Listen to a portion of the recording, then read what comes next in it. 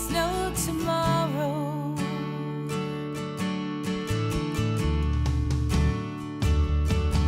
I wanna race to Can You See How I See would not be possible without the support of our executive producer, Mr. Tom Rao, whose lifestyle and wisdom inspires us all. Well, welcome to another episode of Can You See How I See? George, how you doing? I'm doing really good today. It's That's a good. So beautiful Sharon day in Greenville, Tennessee. Sharon had some recent surgery. How's she doing? She is being moved today from the surgical center to physical therapy. She had 3 vertebrae fused, and they built a little cage around them and everything. She has a degenerative um, uh, bone problem in that area that they're going to give her many more years of quality life. Nice. And how long have you and Sharon been together for? Gosh, how long now? Oh, since like 1998, however long ago that was. Yeah, it was a long time ago. Good. Yeah, she's a dynamic life partner for you, that's for sure. She keeps you in line. I have one of those at home too, Katrin. She keeps me in line. We know where we stand within the pecking order at home. That's for sure. At least I do. So George, last week I went and had my blood work done for my annual. I have cardiovascular issues hereditarily, and so I have very high cholesterol, and so every year I get my cholesterol checked, and with other things as well. And when's the last time? When's the last time you had blood work, George? Oh, maybe 15 years ago or so. You know that you feeling you had strange things going on with your heart is what really got us set on this whole Mary's journey thing and the all of the stuff about cardiovascular. It really was. That's a great memory of you. I was having chest pains or throbbings that were waking me up in the middle of the night, and I end up going and seeing Dr. Monica Lea, who was part of the U of M health system, and one thing led to another, and that's how we met Mary. So yeah, that's very true. Well, today, George, in our studio, as we continue on our journey of trying to understand how we can beat down Father Time and try to live the healthiest life we can live. I mean, when we're younger, we spend so much time trying to look older. We get older, we're trying to spend so much time looking younger. But what's going on with inside our body? Like our heart ticker, that the actual one of the most important pieces of machinery of our human anatomy that actually allows us to live and breathe, which is our heart. So, having worked on several films over the years about aging and so on, I've befriended some great doctors and great cardiologists. Dr. Shukra David's a good friend of mine, and a variety of other individuals. But one who is a very dear friend of mine and yours, and happens to be my cardiologist, is Dr. Kim Eagle from the University of Michigan.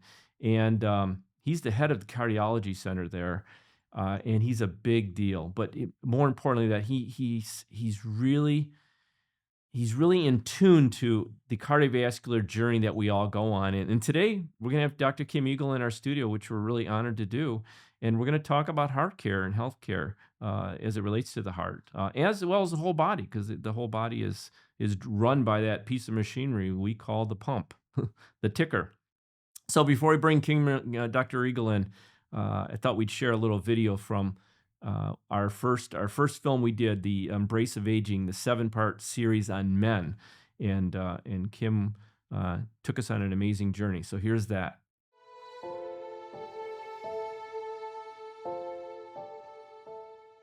I'm producer, director Keith Famey.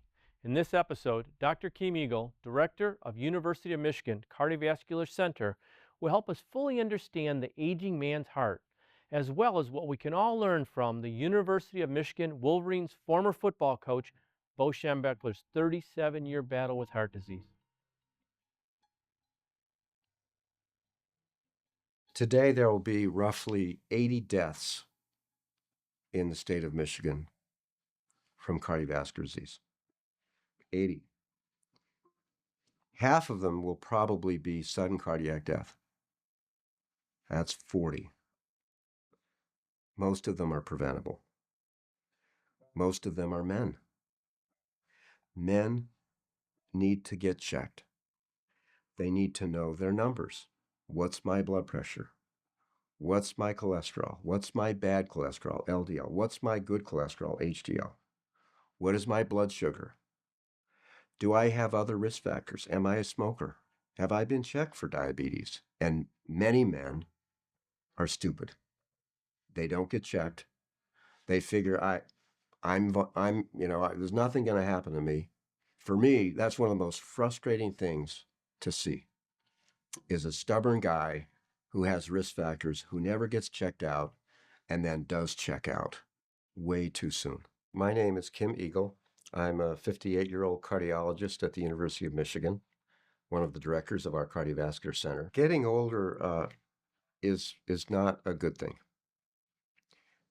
As we lose function in various parts of our body, and I'm talking about the heart because that's my area of interest,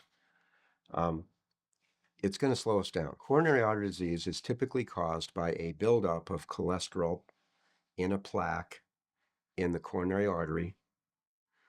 Those plaques can rupture, and then the body tries to clot that off, and the artery gets full, clogged up with clot. And when that happens, if I develop a coronary artery blockage here, all of the heart muscle downstream dies from lack of oxygen, unless I open that up with either a drug or a balloon, for example, and a stent. So how do you prevent that from happening? So getting our patients to stop smoking is always my number one goal. It's the biggest risk factor. Another one is cholesterol. Now, our bodies need cholesterol to make our nervous system. So having cholesterol in our bloodstream is normal. Now, unfortunately, in our society, because of our Western diet, a lot of overweight, genetics, we have a lot of our population has a high cholesterol. America's biggest problem is we're too fat. My LDL goal is under 70 milligrams per deciliter. That's a low number. I may not get there with lifestyle. So at 58 years old, my set point for LDL is based on 58 years of genetics and lifestyle. So for me to magically think that in 3 months, I'm going to dramatically change that by reducing ice cream and butter, that's crazy. A lot of times it takes a lot longer. The biggest advance in my medical journey in my life is the creation of the statin class of medicines, because these drugs dramatically change how the liver makes LDL and can cut it by as much as 50%. When my patients ask me, what are the main side effects from statins? I always start with 3. Number 1, it reduces your risk of heart attack. Number 2, it reduces your risk of stroke. Number 3, it reduces your risk of sudden cardiac death. Those are the main side effects. Now, it is true, 8 to 10% of people who take statins can get muscle aches or cramps, or in women, fatigue.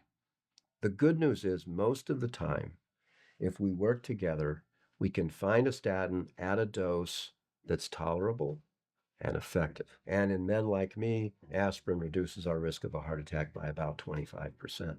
That's real. So with just a statin and aspirin, I'm reducing my risk by 50%. And if I maximize the rest of my healthcare prevention, I can lower the risk even more. Never to zero, but way down. I think we can prevent more than 80% of heart attacks that are happening in our country with great lifestyle and, where appropriate, preventive medications. What happens with a heart attack? What does it look like? Let's say I'm running in a race and I pass the 3K mark and I look at some guy who's decided to stop running and he doesn't look right. I said, what's going on? He says, well, I don't feel good. What do you mean? Well, I'm having a really crushing type constriction here in my chest, and it goes up, and my jaw feels numb, and I don't know why, but my arms are tingling, and I feel like I'm really sweating. Do I look okay to you? Well, actually, no, you look pale. He said, I've never had this before. I have indigestion, but this is not like indigestion. I don't know what this is. Maybe I should just go on home. No, maybe we shouldn't just go on home. This sounds classic for a heart attack. What's going on inside this guy? He's had a coronary artery plaque. The stress of this race caused a plaque to rupture. He's clotted off, or has nearly clotted off, an artery to part of his heart muscle. The heart muscle is giving him cues. I'm in trouble here. I'm not getting enough oxygen. You need to restore blood flow, or otherwise I'm going to die. So, George, I'm excited to welcome Dr. Kim Eagle in our studios today, who's not only an amazing doctor, a cardiologist, my cardiologist, but a dear friend.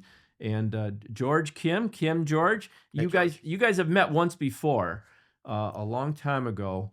I think you remember, George, when we were when Mary's Journey's boat, because of Dr. Eagle, was invited to be put into a glass case display case at the Cardiovascular Center at the U of M. That was all because of Dr. Eagle had that idea. So Mary's Journey forever lives as a testament to the all the hard work the Cardiovascular Center does. So Well, I It's love that. And it's sort of the highlight of the tour we have of the CVC. And her journey and her battle and our documentation of that inspires patients and families every day, and our staff and faculty too. And the documentary that you created lives on in our cardiovascular center. Her spirit is still there, and we all admired her greatly. yeah, and of course we all know, and reminding the audience that George created that 3.5-foot wooden sailboat that Mary's ashes had traveled in all the way to the ocean. And of course, Mary was a patient at the University of Michigan, the Cardiovascular Center, because she had a cardiac sarcoma, which is a rare cancer of the heart. Yeah, she had a terribly dangerous type of cancer of the heart, which doesn't have good solutions, unfortunately. Yeah, but you guys fought diligently for her, that's for sure. And Dr. Monica became almost like a sister to Mary. Yeah, we loved that girl. Yeah. So George, as you know, I had my blood work last week. When was the last time you had checkup, George? well, maybe 15 years ago, and Dr. Eagle indicates that maybe it's time to go pull out the dipstick and check it, see what the level is. I feel one coming on, George. I think a checkup's in the offing for sure. Well, what is it about so I was able to feature you 15 years ago in our film. In 15 years, how much has changed in cardiovascular care? I mean, maybe some things haven't changed at all, but what kind of things have changed that maybe are different from knowledge now? Almost everything has changed in 15 years. It shocks me when I think about it. Our understanding of the risk factors that lead to coronary heart disease, hypertension, things like that, we've evolved in our knowledge for sure. Our ability to treat heart muscle disease has evolved greatly, both a weak heart and a stiff heart. Our ability to treat valve problems has completely evolved. Many of our valve operations now are done through a catheter where we don't have to open the chest. Our treatment of arrhythmias has game-changing, has been something called ablation, where a lot of those circuits that reside in the heart, we can zap them with different types of energy and stop the arrhythmia from recurring, instead of having our patients on medications that sometimes have untoward side effects. So, I mean, almost everything I do has changed a lot. So just for the audience, just so we know, how old are you? I'm 71, 71. How long have you been doing this? about 40 years. What is a heart? What is a heart? Well, the heart is, of course, the chamber in your body that pumps oxygenated blood throughout all of the tissues, allowing them to have the kinds of nutrients they need to survive. It has 4 chambers in it, and it has the right side pumps the blood through the lungs to get oxygen, and the left side pumps the oxygenated blood out through the arteries to all of the tissues to get them oxygen and other nutrients. So, George, knowing that what Dr. Eagle just said, and I'm you're like a brother to me. Why haven't you done more to just have your own? And in a minute here, we're going to hear about my test results. I'm not sure I'm going to want to hear. But why haven't you done more for your own cardiovascular health? I guess I'm just like anybody else in the world. If you don't see any issues, you don't do anything about it.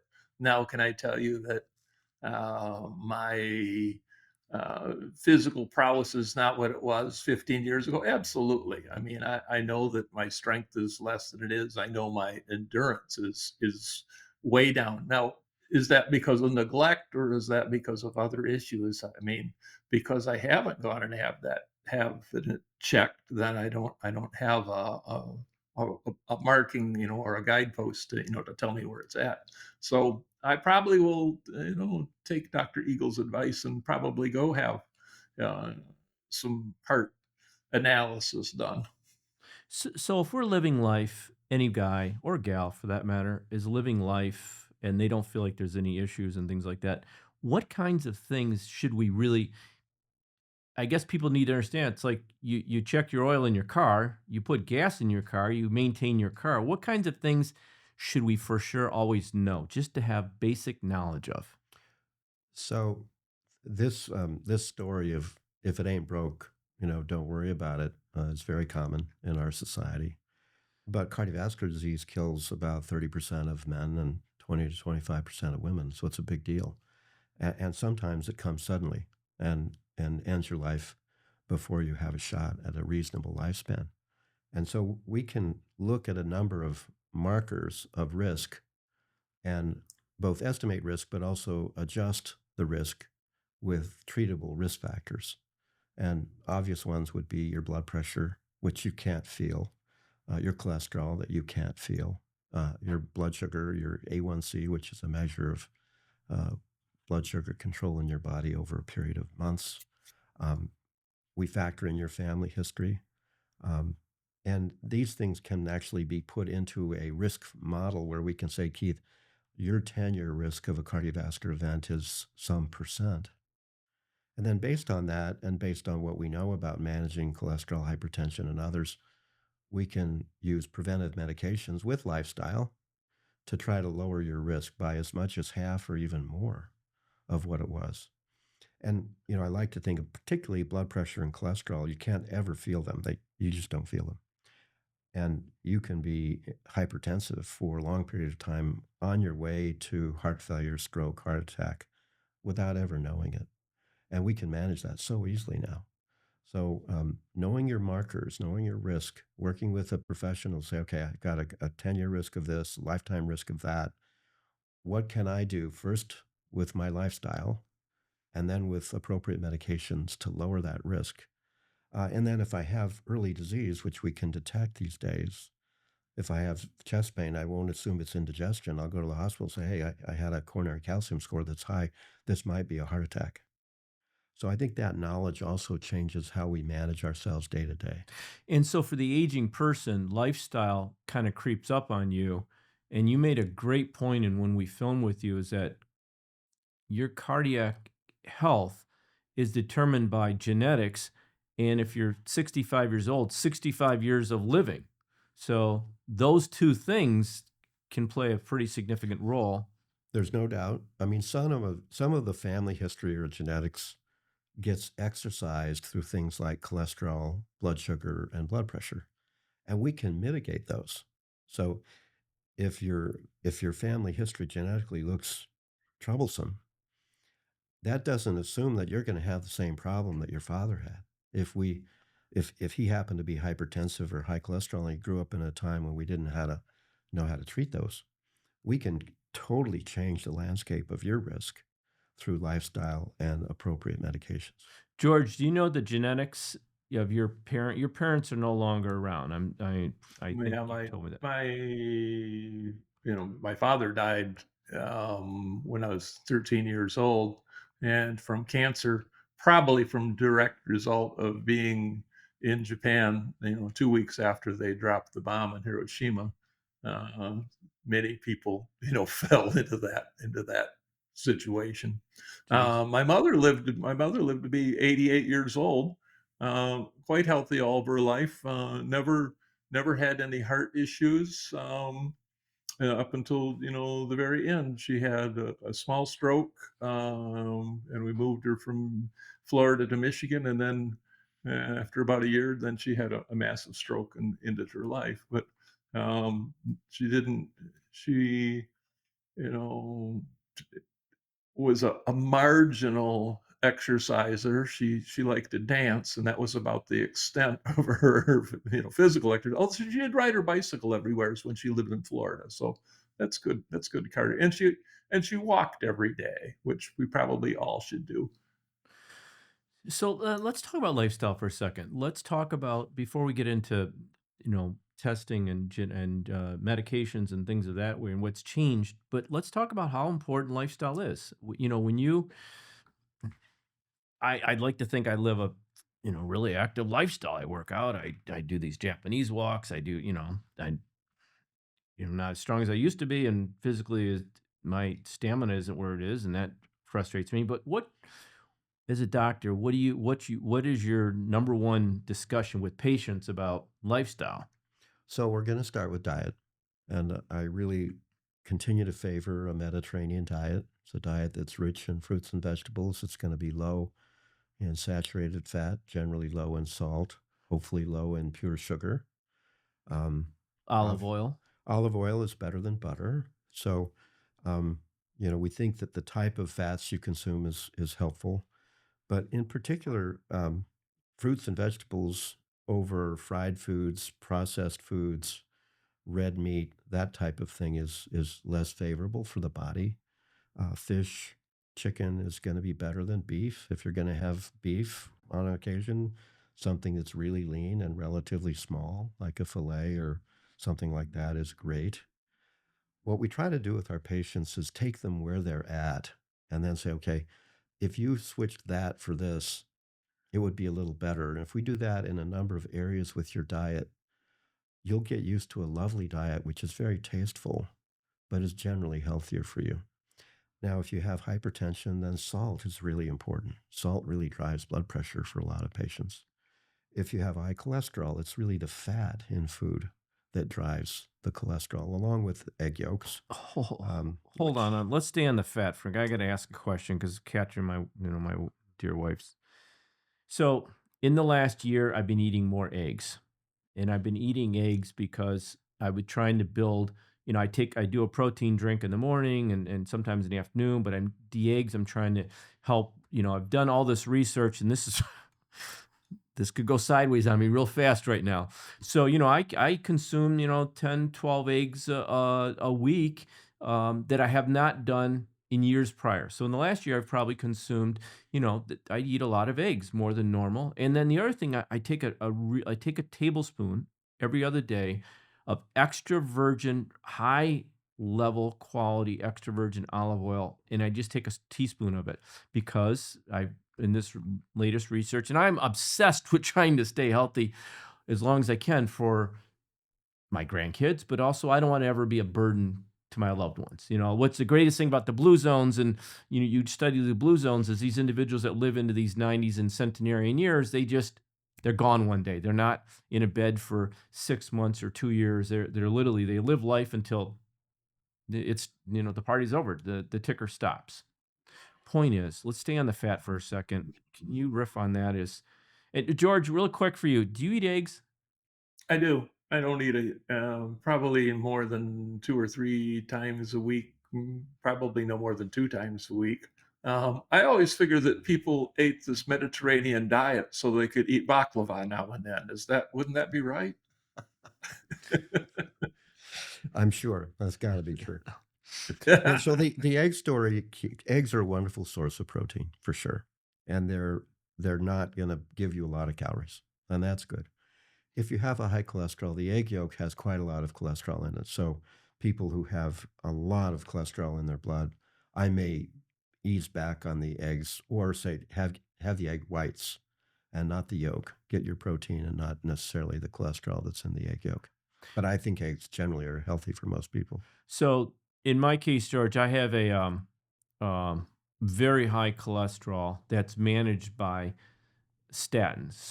So actually, if Dr. Eagle's just going to kind of talk a little bit about my recent tests, and then how, well, I'm gonna get a scolding or something, or a pat on the back. We'll find out in a second. But so I had explain the test I had, and what why you pulled those certain things.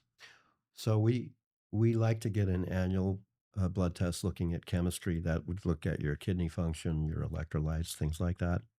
We look at your lipid profile. That includes various portions, the total cholesterol, something called LDL cholesterol. That's the bad cholesterol. HDL is healthy, happy cholesterol, and then triglycerides. And then there's several new markers that we're now testing in patients that look at things like inflammation. That's HSCRP. There's another marker called LP little a. It's a different type of cholesterol marker that is associated with risk, and we now have some potential treatments for. So we look at those. We often, you're going to have an annual checkup. We look at your EKG and a good exam. And then we like our patients, as you know, to get a coronary calcium score in midlife to see if they have early coronary heart disease that might predict a future problem. Which I had a calcium score a few years ago, which was above 400. So your calcium score indicated that you have plaque in the coronary arteries. So we're being particularly aggressive about trying to manage your risk factors through lifestyle and medications. Right. So what was in one of the tests, and then what my AC came out. I don't know if they've moved the goalposts on this or not or whatever, but my AC, George, AC1, I guess, or what is it called, came back as I'm pre-diabetic. I'm like, what the hell is this? So it's called A1C, A1C. and it's a measure that indicates general blood glucose levels over the previous 3 months. And we have gotten more aggressive about reporting pre-diabetes. If the marker goes to 5.6, 5.7%, then we'll say that's a person who may be at risk for diabetes. And so we're going to be more aggressive with managing sugar and carbohydrates. If it creeps to 6, we may even start a medication to reduce the risk of diabetes. But I'm not there yet. You're not there yet. Okay. Now the other thing was oxygen. There's a new one I haven't seen before. You did some kind of oxygen in the blood or something. What's that called? So we did ApoB, we did HSCRP, we did LP little a. Those were the ones that we looked at. And They were good. Particularly your LDL cholesterol, I think, was 55, which is exactly where I want it. so I'm on, as George's Dr. Eagle mentioned, he's got me on some fairly aggressive statins, which I fortunately I've had zero side effects that I know of anyways. But the one thing that it has done, it has put control over. And the reason, George, for me, I have my liver, I guess the best way to explain it, my liver spits out cholesterol terribly into my bloodstream if it's not managed by statins. And it has nothing to do with my lifestyle. It has more to do with genetics, correct? I think that's correct. Okay. Yeah. Yeah. So I'm And sorry, so George. if you get back to your cholesterol, because your cholesterol numbers are good, I'm not going to be adamant about you reducing egg yolk consumption because your numbers are good. Okay. There are occasional patients I'll see where their cholesterol will rise 100 points because of egg yolk. So those people, I'll say, let's draw back on that a little bit. What about the olive oil? Olive oil is probably, in terms of fat, it's a good fat. If you ask the question, does olive oil itself lower risk? The data on that is mixed. We know there's a type of oil called icosapent ethyl that now is a medication. It's in fish oil that for certain patients, particularly those with high triglyceride, may be very helpful. But if you have a normal triglyceride and a normal Mediterranean diet, a little of olive oil is fine. I'm not sure it's adding a lot beyond what you're already doing. And we'll be right back. People are interested for what I do here at Ginkgo Gallery. Lots of people come and take a couple different classes. When people leave after the 2-day class, they generally have 1 or 2 things in their hand that they can take home with them. My skills and talents in the woodworking business are quite varied. We can accommodate most things that people want to learn how to do. To obtain any of the stuff that we have for sale here in our gallery, you can reach us through our Facebook page, Ginkgo Gallery Greenville. or you can stop by our gallery here in Greenville, Tennessee. George, when you're cooking, do you use butter or olive oil Olive or oil. coconut oil? Even coconut oil, sometimes olive oil, using avocado oil too as well. You know, because obviously all the newest research the last few years now is that coconut oil is actually better to cook with as opposed to olive oil, where you can destroy its properties and the value of the olive oil in a hot environment. Um, Yeah, I agree with that. And you might want to use, almond milk in your energy drinks, right? Instead of pure milk. oh, geez, energy drinks. George, do you drink energy drinks? I don't. I love smoothies, but the protein they put in them, that I don't. It's like you're drinking chalk, and I'm just not a fan. But I love a good fruit and milk smoothies. I mean, they're high on my list of. I do that more than I would ever do like a fancy coffee with all the sugars and everything they put in those. Uh, So, do you drink coffee in the morning? Do you have any I caffeine? I drink coffee every day. I couldn't live without coffee. Right. So, caffeine today, and once again, it's society runs on caffeine. Cars run on gas. Society runs on caffeine, I would think, right? How do you view caffeine? I mean, I have a cup of coffee in the morning, and I do have a energy drink in the afternoon for sure, which is all green tea based. But I need that. It's the only way I can maintain my lifestyle. I love caffeine. I love coffee. And the studies of coffee suggest that for most of us, caffeine consumption is not unhealthy. If you have a tendency to arrhythmias, then the caffeine is a stimulant to the cardiac rhythm. So some people are sensitive to it, and we may try to get them to shy away from caffeinated beverages if they have a tendency to something like atrial fibrillation, for example. But by and large, I don't think caffeine is particularly harmful. Hmm. Why has statins got such a? I mean, I understand why statins have gotten there's a negative side to statins within society because of probably side effects and things like that. But then you've seen, statins you have to stop taking them immediately and this and that and so on.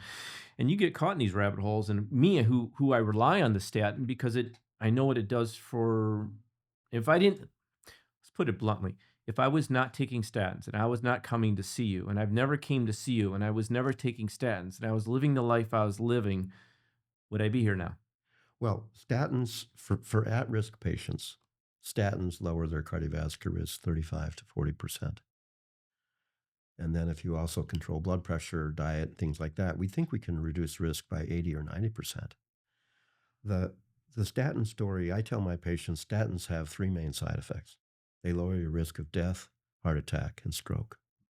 The fourth is that one patient out of 12 has muscle aches or cramps, and we have to adjust. They have not been shown to cause dementia. They reduce vascular dementia. So the really good studies, which are randomized studies comparing statin to placebo, are very clear, and that we have tens of thousands of patients in those studies.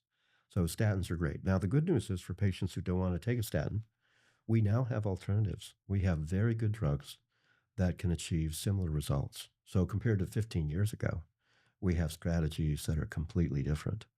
So I tell my patients, my goal is not to have you on pills, it's to lower your risk.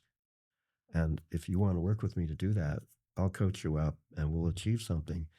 If you don't, it's your life. You have to decide what you want out of your life and how you look at prevention. And if you want to go to the max, we'll do that together. If you don't, I'll continue to see you and treat you. But I want to do the best we can for you. George, when you climb a flight of stairs, and George is in his past is extremely athletic individual who's done all kinds of amazing things that need endurance, physical ability. When you climb a flight of stairs now, does it tire you out, George? Do you Uh, feel it? I notice it. Yeah. I mean, we talked about this a little bit earlier. Is that putting plywood up on the roof of my building, carrying a sheet of plywood up a flight of stairs, and then pushing a sheet of plywood up through a slot in the roof up onto the roof, I came to the conclusion that I was not as good as that at that anymore as I used to be when I was, 30, 40, 50 years old. I did really well on the first sheet. By the time I got to the third or fourth sheet, it required assistance from somebody else. After we put all 12 or 15 sheets up there, I was ready to be done. And I just attribute that to getting old. I carried a small beam today from one part of my building to the other. It was about an 8 foot long white oak beam, 6 by 6. Probably weighed 100 and over 100 pounds, and I carried it down a flight of stairs. And when I got to the bottom, I was ready to be at the bottom of the stairs. I mean, but I mean, I just attribute that to getting old. So does lifestyles, so Doc, when we see on social media, and it floods us with all kinds of things, obviously, but you see an 80-year-old or 82-year-old running marathons or bodybuilding, and they just, of course, I had 60, I'm going to be 66. I look at it and go, I want to be that guy, or I want to be that gal when I get to be their age. Is, what is it? What is the juice? What's the magic sauce there for them, do you think? And when you see that? Well, I think we start with how do I do my best for cardiovascular health? And for movement, that's going to be at least 30 minutes of movement 5 days a week. Then if you say, I want to do more than that, I want to run, then you have to do more intense activity.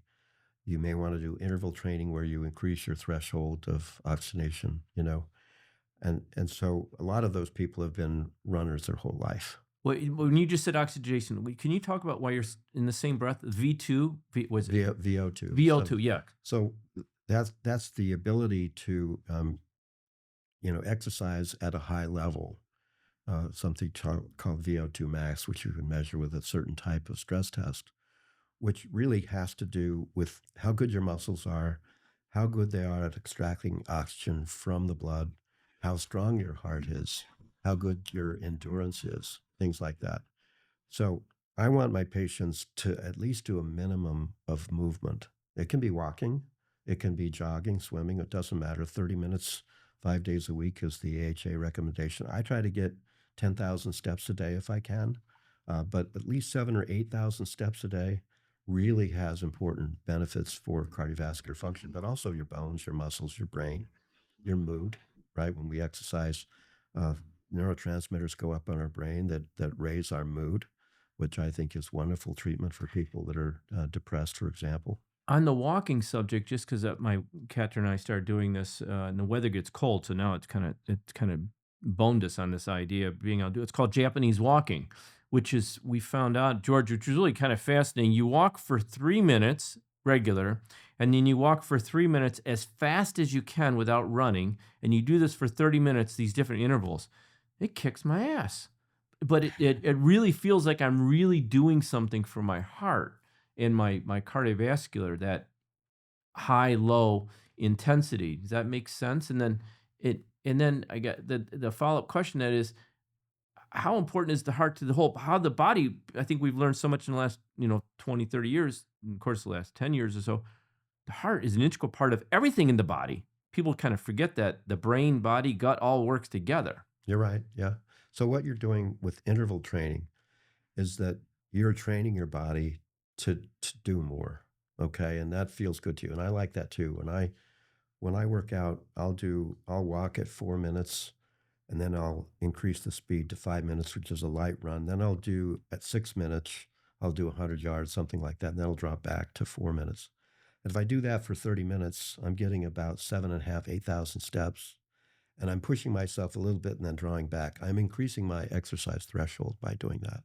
But also, that more vigorous exercise elevates your mood a little bit more, and is more interesting, right? I like my patients to exercise on machines and in a type of way that they like, because then they'll do it again. And if they want to vary it, a treadmill today, elliptical tomorrow, swimming the third day, whatever they like, I like to get them to do that routinely and consistently. Then they're really going to get the benefit of exercise. George, routinely,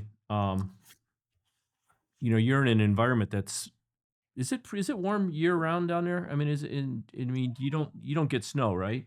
We get, we already had our one snowstorm already this year. We had like 2 inches of snow a couple weeks ago, but it never stays more than 2 days, at least in all the time I've lived here. Being such an outdoor guy, do you spend a lot of time walking outside? I know Sharon, it's been difficult because she can't because of, her Right. back, but And that in the last 2 years, I probably have backed way off on that. And that's purely because, Sharon's situation on that.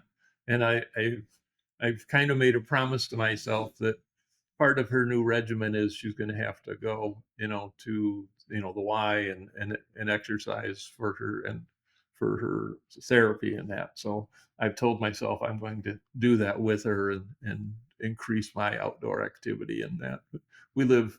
I would like to get us to a point where we can walk back and forth to the Y from our house, which is probably about a mile, which would probably be really good. Walk down there, do whatever she's supposed to do, and walk back. If we can get her to doing that, it would be just so wonderful.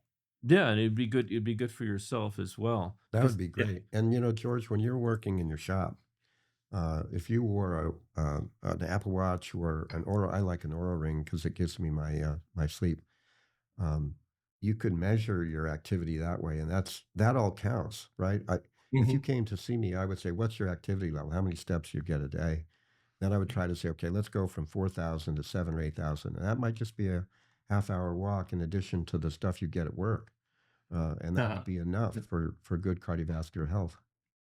yeah, my shop is on the lower level of the building that we live in, and it's 15 steps down and 15 steps up, and I'm going to guess that I probably do that at least 10 or 12 times a day. And your arm movement counts too. That's the thing. Yeah. You're going to get credit for movement of both your lower and your upper limbs, and that's appropriate. That all counts toward cardiovascular health. Yeah, and so George, your life is not just sedentary life. You're basically because of your in the carpentry studio all day. You're basically moving a lot, I probably more than do. you realize. Yeah. So, what's the no? What is one of the things you see today in social media, research, everything that is good, and what things kind of scare you in the sense that it could change the trajectory of somebody's thought process on their own healthy living, their well-being, things that, like, oh my God, that is just wrong. In this day and age with our medical directors, lifestyle, the world, we get a lot of misinformation. And then we all fall in these, we're all trying to live longer. So we're grabbing at straws because we were always looking for that fountain of youth. So let's start with dietary fats, right? So butter's in, butter's out, right? Sugar's in, sugar's out. I think I think it's very consistent that what we talked about before, Mediterranean diet, fruits, vegetables, fish, poultry, is way better than fad diets. Why does Weight Watchers work? Because you actually count your calories. And it also teaches you about certain types of food being better for your body. So the fad diets almost never are sustained and effective. Curiously enough, the GLP-1 agents that are for weight loss are having a revolutionary effect on the weight of people in this country and on diabetes. And so far, they look to not only be safe, but potentially very important for reducing heart risk, particularly if you have risk factors like hypertension and sleep apnea, for Why is example. overweight such a problem? Well, being overweight tends to lead to sleep apnea. It's associated with hypertension. It's associated with diabetes. It may well elevate your cholesterol, and it leads to a more sedentary lifestyle where people sit on a couch and eat chips instead of go outside and move. So this class of drugs is the largest revolution in the past 20 years for sure. So diet, I guess, is number one. Misinformation is abundant. And then we mentioned the statin story. Every week somebody comes in and says, I stopped my statin because I saw something on the internet. And I say, well, okay, your cholesterol has doubled. Do you want to manage your risk factors or do you want to follow what's on the internet? We have tens of thousands of patients and studies showing that controlling your cholesterol effectively lowers your risk. I have alternatives to statins. If you want to try something else, that's fine. but let's manage your risk factors. Let's lower your risk. Yeah. So are French fries in beef tallow better for you than French fries that are done in vegetable oil? I think French fries done in vegetable oil would be better. Ah. And I'm sorry to say that, George, because I know how good they are. Well, I mean, if But I'm gonna get French fries, I want French fries that they're doing in duck fat. I mean, I wanna go all the way. I don't wanna mess around. so Yeah, French fries generally are not high on my list of. because they're They're carcinogenic. they're high in fat, yeah, and they're carcinogenic too. Yeah. So you just said beef I tallow. I don't even know if you know this. I'm going to ask this question, but do you know that beef tallow, and I used it this morning. I didn't eat it. Beef tallow. They now have a beef tallow cream, if you will, that you can put on your skin. And it's really great. And as I was applying it this morning, I thought, it really does help my skin.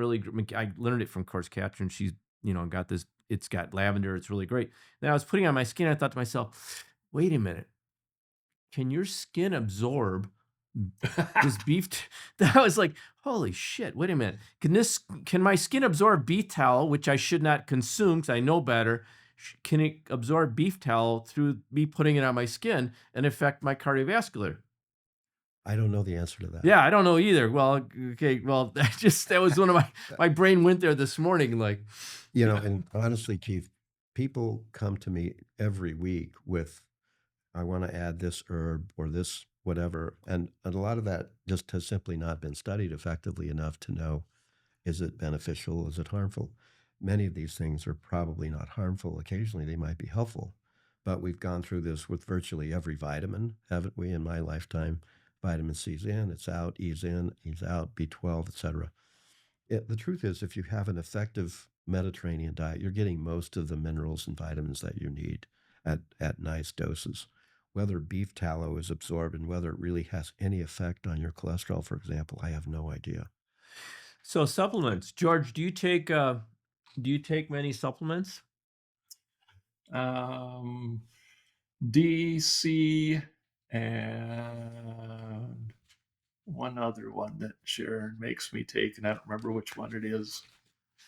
So yeah, on a daily basis, she gives me. She has to take pills, and she says, if I have to, you have to. So So I don't think of a vitamin as a pill. I like to think of it as I'm going to say I think of it as a tool. I just placed in front of Dr. Eagle what I take every morning, and this could go off the rails for me really fast, or you could say, okay, but I take vitamin C, I take zinc, I take elderberry, I take curcumin, I take a CoQ10, I take a vitamin D, I take a fish oil, I take two items that I learned about on the internet that I did studies on I didn't do studies on. I learned about them was one is called NAD. It's a supplement supposed to help your cells inside your body regrow and stay healthy. And the other one is it's called how do you even pronounce that? Tonkat Ali. Tokat Ali. So these are things I take every day, and I'd like to think that they're working for me. Doctor Eagle's laughing right now, George. I'm just gonna let him talk about this for a minute, and we'll be right back. Who doesn't love pickled veggies? Now, thanks to the Great Lake Pickling Company, you can so easily create a wide variety of pickled vegetables in a week in your fridge with this very cool pickling pouch. Just drop in almost any type of vegetables, and in a week, you have some really great homemade, delicious, crunchy pickled vegetables. Just go to greatlakepickling.com. Back to our discussion. Well, okay, so vitamin C may reduce the severity of colds. Zinc certainly reduces muscle aches if we get influenza or a cold. It may reduce the likelihood that you get a virus. And so some people take zinc when they get on an airplane, for example. In this state, Michigan, where there's not a lot of sunlight in the winter, a lot of us can be low on our vitamin D. So taking calcium and vitamin D makes sense, and I do that every day. I take turmeric every day, which may have some effect on prostate health. The elderberry probably is a good antioxidant. I don't know if it does a lot, but it might. Um, CoQ10 might reduce muscle aches from statins. The studies of that are mixed, but I'm sure it's not unhealthy. CoQ10 has been studied and heart failure doesn't work, but there was no harm in a large study looking at patients with heart failure. So some of these have evidence, I think, in favor. Some of them we just don't know. And most supplements have not been well studied. They're not controlled by the FDA. And so you read about them and say, oh, that sounds good.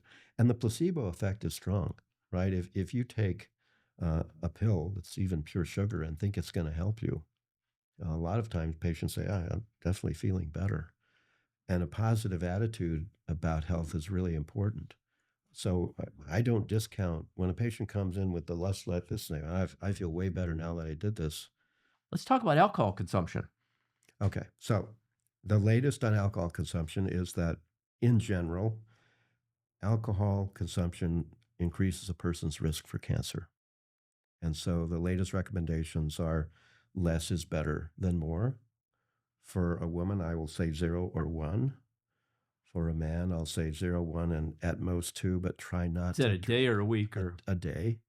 And regular drinking a little bit is much better than binge drinking on a weekend, for example. So moderation is really important with alcohol. And red wine, the value of red wine is? But whether wine is healthier than spirits is really, I think, up in the air. Boy, a lot has changed, right? A lot has changed. Now, I have a glass of Pinot Noir every day.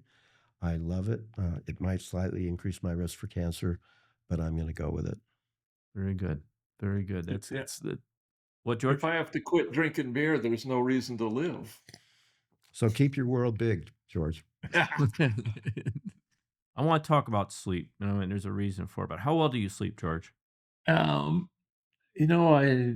try, for the most part to, have my head on the pillow sometime somewhere's around 11 o'clock at night. I have an alarm on my phone that goes off at 11:07, and so it kind of reminds me of to do that. I almost without fail wake up about 2:30, between 2:30, well, between 2 and 3 o'clock in the morning every night, and have to go to the bathroom, and then I Prostate immediately talking to can you. go back to sleep. And what time do you get up in the morning? 6:30ish. Wow, that's not that many. So, okay, so sleep. So a few years ago, one of the things that Kim identified, I have a tremendous problem with sleep, or I have had, and I used to take. It was it's in like in Nyquil. There's a component in it. I forgot what it's called that helps you sleep. What that is. But having I think it's Benadryl, perhaps. Oh, in Benadryl, Yeah, there's a yeah. component in Benadryl, exactly, that and in all those kind of sleep aids that have this. And I was doing in working on the film about Alzheimer's and dementia, actually filming with, I think it was at one of the docs from U of M, and we were talking about that. And somehow we got into sleep thing, and I said, I take this to help me sleep. And she says, you need to stop that because that component in there can be a precursor to put you into a dementia kind of scenario, which that freaked me out. So I stopped doing that. And then I found out that I had sleep apnea, and I did the test at U of M, did the sleep apnea, and I wear a CPAP mask to help me because I wake up in the middle of the night, and so I wear that and it helps. It still didn't cure all my inability to sleep. So let's have this discussion, George. So you go to, can you fall asleep relatively easy, George? Yes, but I Okay. I also will tell you that I if I get out of sync, okay, due to doing different things, going to different places in the country, it takes me a while to get back into my routine, and I'm pretty sure that it has to, the blindness related as well as the fact that you regulate yourself by light and dark, and when those things change, as a person who sees every day, that you kind of self-regulate when you don't see those things. I think I know enough blind people in the world to know that it's true that when we get out of sync with daylight and dark, it sometimes is difficult to get back in sync with that. Yeah, I was There's gonna been ask you some about your big your studies done. your cadi was it circadian rhythm? Wait, Circadian rhythm. circadian rhythm, yeah. Circadian. So, um, in full disclosure, I take a gummy. I take a gummy that's it has it's indica, so the strand is indica, and it doesn't get you high per se. It really just relaxes you. It takes about 60 minutes, and I take it before I go to bed. It's a game changer for me. I'll be in bed by 10 o'clock, and I will wake up maybe 5. I gotta go to the bathroom, whatever, and I'll go back to bed. I'm up by 6:30, and it works. So let's have a discussion about that because what's your thoughts on that? Well, let's start with sleep. Why is sleep important? So sleep obviously is critical for our energy during the day. It's essential for our mental health. It has a big effect on our immune system. So if we're sleep deprived, we are more at risk to get, for instance, viruses or infections that might be in our community. So sleep is one of the key hallmarks of health. And along with diet, exercise, what we drink, sleep is a big thing. And the average person's going to need 7 or 8 hours to get refreshed. We all know people who only need 4. They're the exception.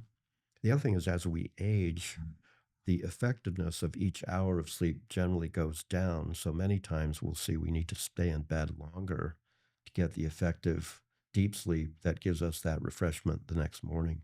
And I see this all the time. My patients are frustrated with that. Or they may say, I need to take a nap. I'm 85. I take a nap. Doc, is that a problem? I say, no, that's not a problem at all. That's just that your sleep cycle has changed. And so you need a slightly different sleep pattern to feel refreshed all day. Whether the gummy is having a big impact or not is hard to tell. I have patients just like you who describe taking a cannabis gummy and feeling like that really gives them the chance to get to sleep. Oh, it knocks my ass out, I'm telling you right now. So I mean, I don't believe that it's particularly harmful. I'm not sure that it's helpful for everybody, but I wouldn't discourage it necessarily. Okay, good, because it works for me. Thank God for that. And it just takes the edge off. I'm an anxiety-driven individual, type A personality. I'm always, but the brain's always going, the computer's always on.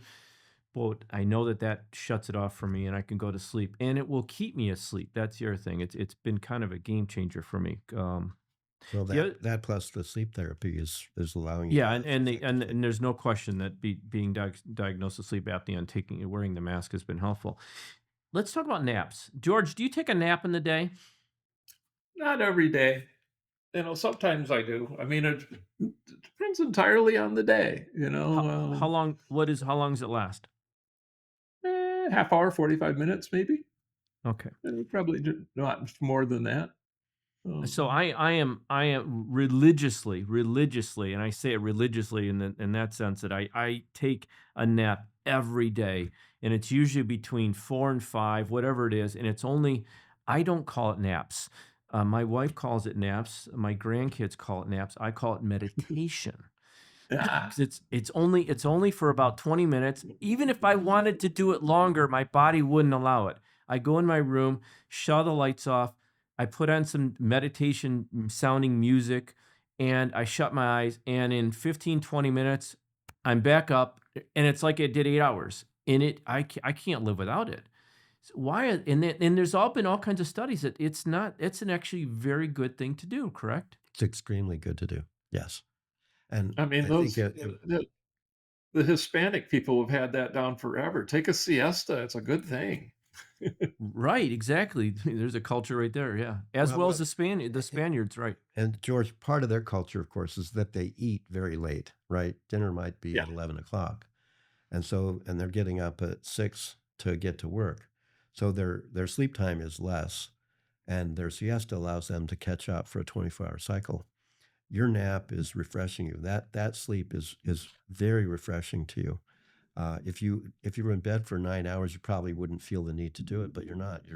You're rolling. And the other thing it does for you is it sort of resets you for the rest of the day because you're probably all hyped up and just brings you back, just rest, easy. Okay.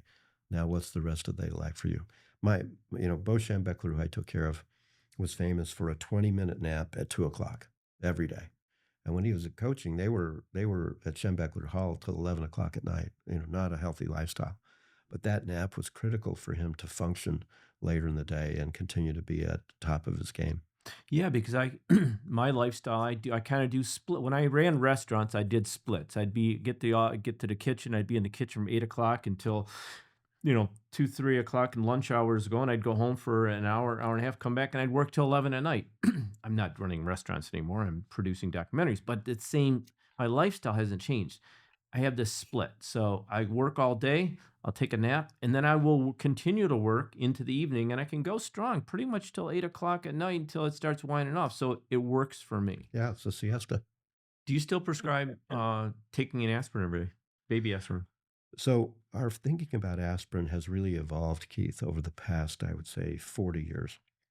There were famous studies back in the early 70s, the Nurses' Health Study, Physicians' Health Study, which suggested that taking a baby aspirin a day reduced heart attack rates, stroke rate. But they were done at a time when we weren't particularly good at managing cholesterol, blood pressure, diabetes, and smoking was more common. So those studies were essentially repeated a few years ago in 3 different studies, which suggested that in older Americans who don't have particularly elevated risk, that the risk of aspirin bleeding is equal to the benefit. And so we're not necessarily prescribing them to everybody anymore. What I like to do is estimate a patient's risk, 10-year risk of a cardiovascular event, heart attack, stroke. And if it's above 10%, we'll have the discussion about, maybe a baby aspirin would make sense. When we do something called a calcium score, where we look at the coronary arteries to see if there's plaque, if that number's over 100, I tend to say, let's lean toward a baby aspirin to reduce heart attack risk. Unless there's a problem with bleeding, or if they have esophageal reflux or an ulcer, we won't do it. So thankfully, we're managed the risk factors better, and so the relative benefit of aspirin is less now. But in at-risk patients, I will continue to prescribe it, but not for everybody. Should baby aspirin, be someplace in the house if somebody's having a coronary heart issue? First off, it's an older person who has heart disease, or they're already in that wheelhouse, if you will. That I guess what I'm getting at is that teach us about heart attacks. What can we do? What can you do? Okay, you're a guy or you're a gal. Both experience heart attacks differently. But if you're a guy and you're experiencing a heart attack, I was told you just if you're by yourself, start coughing hard. I mean, I guess I don't know if it makes sense or not, but the idea is that you're laughing again. He's laughing at me again, George. I don't know if the idea is that can help mitigate, but what can you do? What do we do? Talk about heart attacks and how to, and as we're getting ready to close up, talk about heart attacks in both men and women, what to look for. So the first thing is you want to know your risk factors and if you're at risk, right? So we talked about that today. Typically, a heart attack is going to be characterized by chest pressure, sometimes going into the jaw or the arms. It is most typical both in men and women, although women may have more of a sense of fatigue than men. But most of the time, there's going to be chest pressure that's unrelenting. And if you have that, you want to call 911, and you want to chew an adult aspirin if you have one. And if you don't, take 4 of the baby aspirin.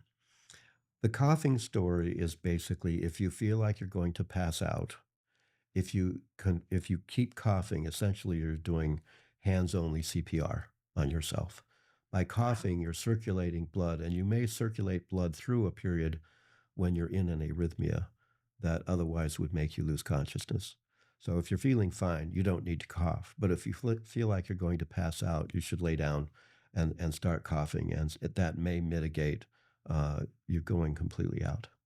When you're working by yourself, ever in the studio, and Sharon's not around, no one else is around, do you ever worry about, my gosh, what if my ticker just stopped right now? What the hell would I do? No point worrying about something you can't change. That's how I look at it. I mean, I don't. if you're within hand's reach of a telephone, you call 911, but that's added stress. I'm not going to worry about that. Okay. So, George, I would suggest, so typically what I would say to my patients who are really at risk, they can get a Life Watch bracelet or something that would basically activate a solution if they were in trouble, where you don't have to dial the phone or anything, just push a button and you would get help. Uh-huh. But that's really very rare. If we do everything we need to do upstream, that's an extremely unlikely event nowadays. George, I don't know if and I don't think I shared this with you, but this is going to lead us into a conversation about how important the environment, being outdoors is, and the value of being outdoors. Kim is a fly fisherman, and he's been going for years, I think, to Wyoming and Montana. I mean, really big time fly fishing. Talk about the value of outdoor activities in the environment and just being in that psychologically, physically, everything that it can do for you. Well, I think it has to do with, for each of us, we work hard and then we have recreational time. And that recreational time builds community, it builds relationships, it continues to reinforce relationships that are sort of the fiber of our lives.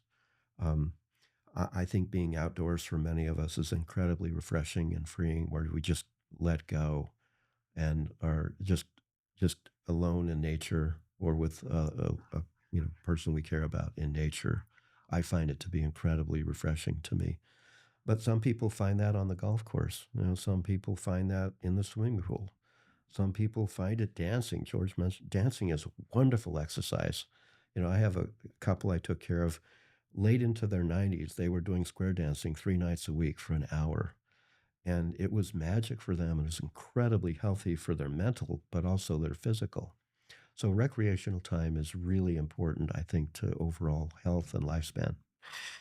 And as we're getting winding down here, you mentioned something very important: socialization. So, in the film we did the 13-part series about women and aging, and we filmed in the village of Ogimi in Okinawa with women in well into their 90s and centenarian years. In the men's film, we filmed with the men in the mountains of Sardinia.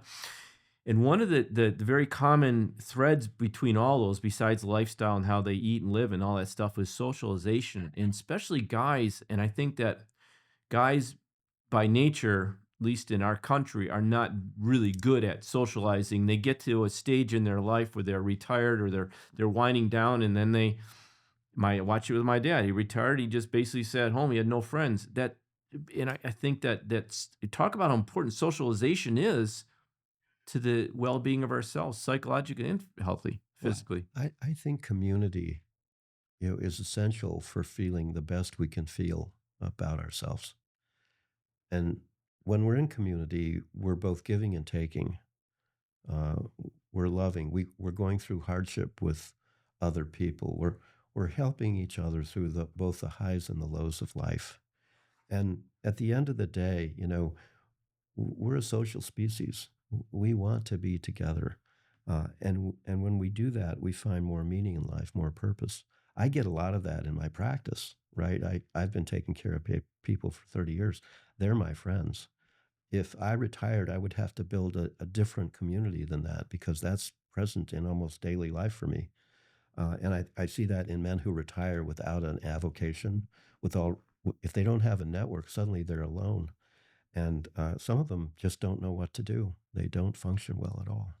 So, George, Dr. Eagle just said something really important. We'll close with this, and unless you've got a thought or a question, but let's talk about purpose. So, I've quoted you, Dr. Eagle, many times in many talks that I've given or presentations about keeping your world as big as possible for as long as possible, and explain what that means. And what I've always tried to explain people to is that eventually your world will be four walls and a bed. That's it. That's just that's the fact. That will be your world at some point. Talk about the importance of purpose and keeping that world as big as possible and why that's important. Well, I think as we age, there's a tendency for us to use age or ailment to narrow our world and keep us from doing things traveling or being with people that we care about because we're afraid something might happen. I understand that, but I think it's exactly the wrong thing to do. I think by keeping our world big and continuing to go on those trips or visit that grandchild far away, we find meaning in life. And it's those relationships and stuff that really give us joy. And if we narrow ourselves too quickly because we're afraid of something or we don't want to pass burden on to our kids, I understand all that. But my experience watching my patients is the ones who keep going, who say, I'm going to go back to Italy this year. I haven't been in a couple of years. I know it's hard for me. I got to get a wheelchair to get from here to there. I say, go. Don't wait for the end. Live for today and enjoy today and make it big. Go big as long as you can. Dr. Eagle, thank you so much, Kim, for being here. You're a dear friend. You're a great doctor. You're a you're a leader in the community in the cardiovascular world, and you've taught us so much. And just we appreciate your time spending this time with us. So honestly, Keith, you got to call me Kim because we're friends.